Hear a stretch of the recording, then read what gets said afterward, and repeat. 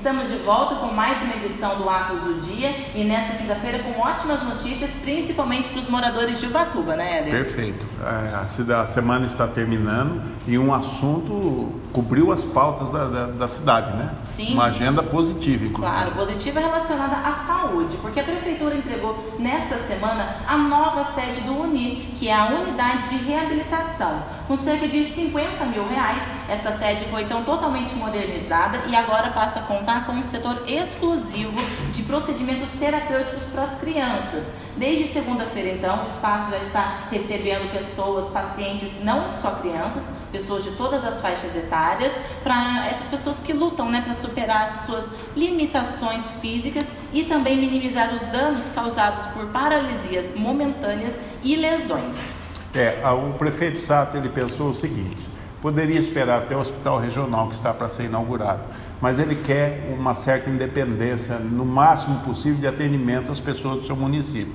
Então, esse centro de reabilitação, ele é importante porque ele atende a população com endereço na cidade, né? Sim. E é muito carente a cidade nesse sistema. E é bem no centro da ele cidade. Ele centralizou para que pudesse ficar acessível a todos, criou uma modernidade, e o que se assusta em termos de política é o valor do investimento, né? Muito abaixo do que Ubatuba já viu em outras construções menos importantes em tempos passados. E é dos cofres públicos. Dos cofres públicos, recurso próprio. Isso, e essa obra faz até a gente lembrar a cidade de Lorena, que não foi recursos próprios, mas a inauguração do Ser 3, que é uma referência não só para a cidade de Lorena, como também outras aqui do Vale do Paraíba. Foi um investimento do governo federal, só que pesou a seriedade administrativa da cidade, porque senão o governo não empenharia um valor astronômico. R$360 mil. Foi muita coisa, né? Sim, e aí também, R$360 mil, o novo investimento, não na inauguração, porque nessa semana a Prefeitura entregou para os moradores de Lorena 2 vans, são 2 novos veículos para fazer então o transporte dos pacientes para esse centro de reabilitação aqui na cidade. Que é justamente a contrapartida do município, Sim. né? Em dar viabilidade para o transporte, para o atendimento às pessoas. Tá certo, ótimas notícias então sobre saúde. Agora vamos falar um pouquinho sobre política e dar um pulo na cidade de Pindamonhangaba. Por quê?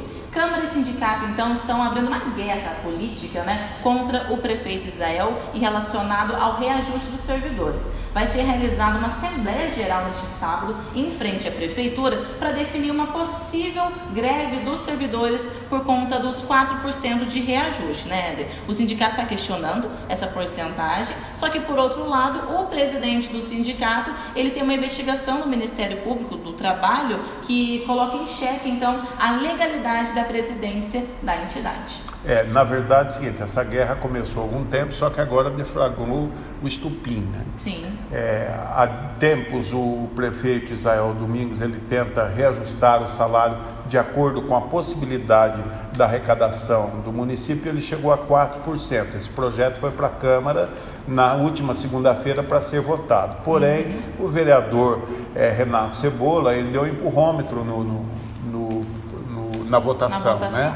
Mas pegou muito mal na cidade, porque eles queriam mais detalhes sobre os índices que levaram o prefeito a sugerir apenas 4%, sendo que o sindicato tinha feito um acordo por volta de 5%. Sim. Ocorre que o valor da máquina administrativa em termos de funcionalismo em Pina é muito pesada e o prefeito trabalha no limite da lei de responsabilidade fiscal.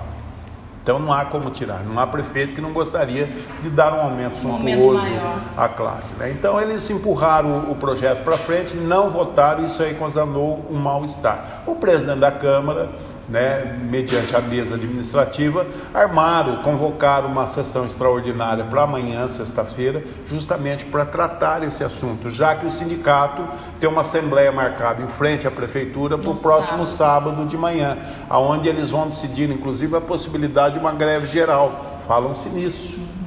Aí, o de estranhar é que, nesse meio de tempo, extraordinária agendada para sexta-feira, o que acontece? 4 vereadores, ou melhor, 5, vereador Ronaldo Pipas, o próprio Renato Cebola, o vereador Ronaldo Pipas, o próprio Renato Cebola, o Roderley Mioto, o Goff e também o professor Oswaldo assinaram um requerimento pedindo a suspensão dessa extraordinária.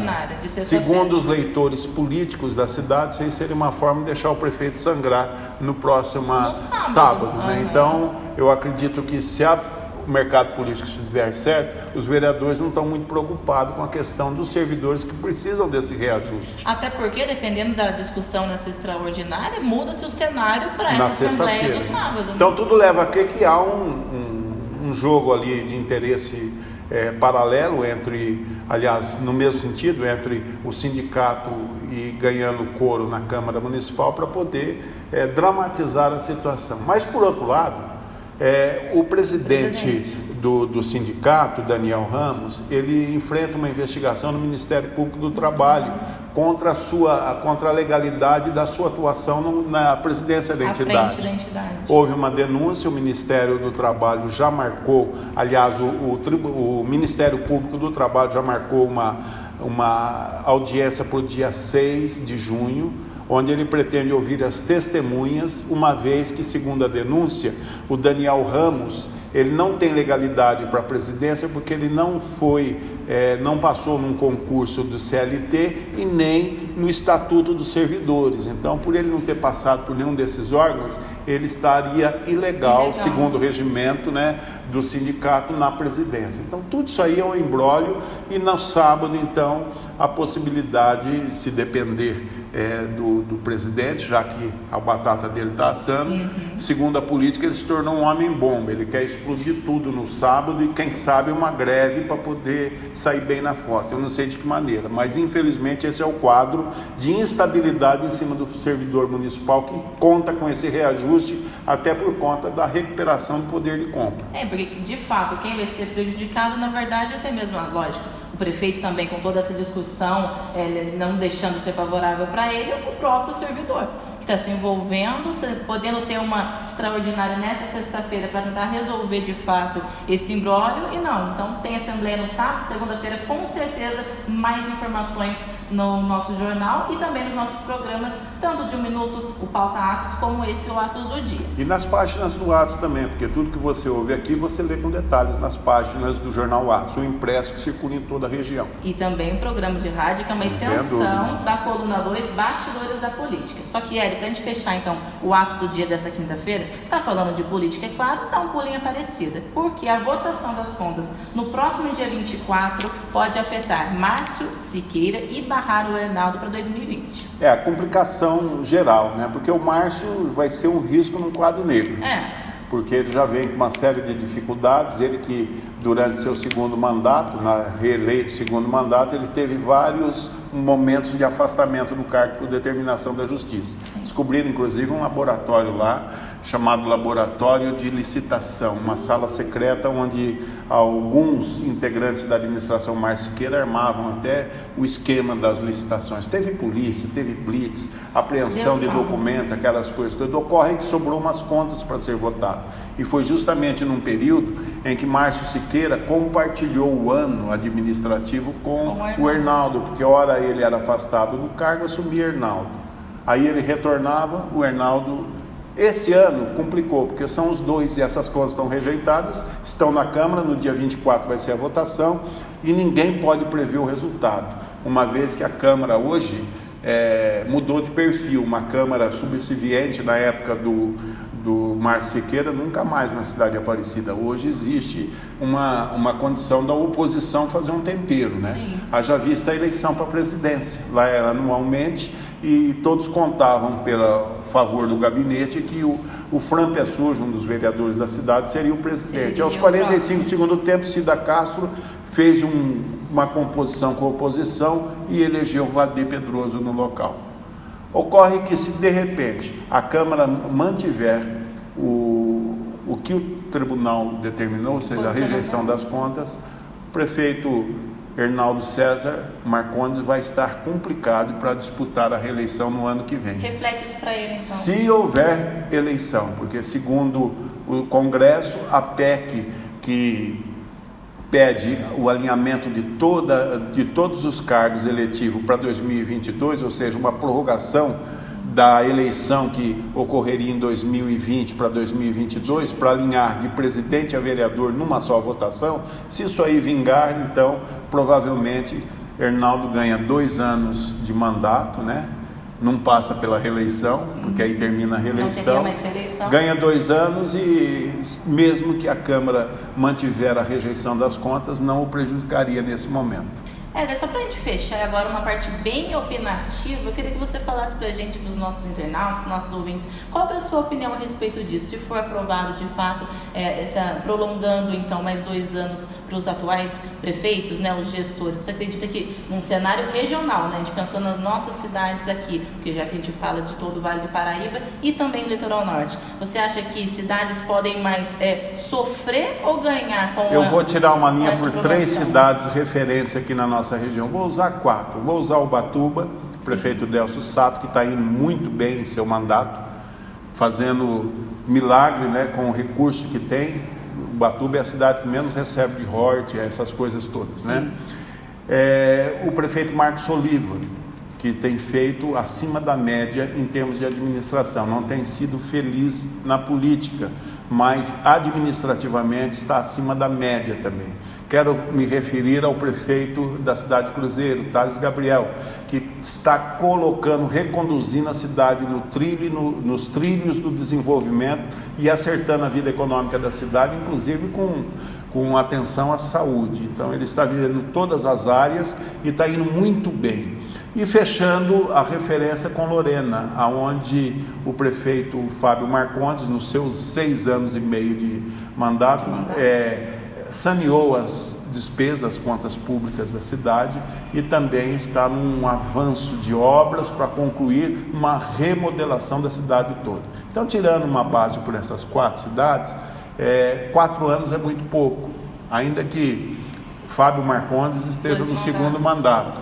Mas 5 anos seria o ideal, porque com 4 anos, às vezes, o prefeito não consegue fazer o ciclo dos seus projetos. Por outro lado, terminando a reeleição vai ser um bom favor até para a população, porque às vezes quando tem direito à reeleição, o prefeito trabalha o seu primeiro mandato inteiro trabalhando a possibilidade da reeleição. Então faz algumas concessões assim extraordinárias. Depois chega no segundo mandato, ele precisa fechar a conta, então ele enxuga de vez. Então 5 anos de mandato seria o ideal. E é isso que se propõe a PEC 56. É justamente que haja um alinhamento, todas as eleições marcadas seria mais econômico, inclusive de interesse dos deputados, porque o maior cabo eleitoral de um deputado é o candidato a vereador. Verdade. E quando ele precisa do favor ou do vereador como cabo eleitoral numa eleição à parte, fica mais caro. Tá certo. Ubatuba, Guaratinguetá, Cruzeiro e Lorena, referências então para o lado positivo.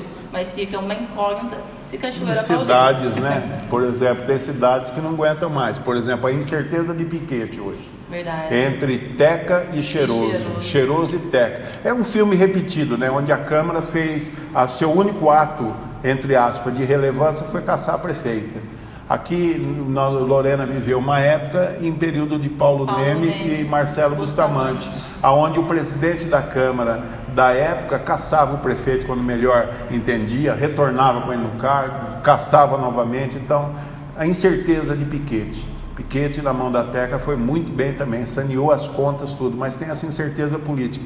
Canas, um adormecimento total à classe política, uma subserviência da Câmara jamais vista. Cidade de Cachoeira Paulista, então, inclusive existe a aposta que o prefeito não termina nem esse mandato, que dirá o seguinte, uma prorrogação. A cidade de Aparecida.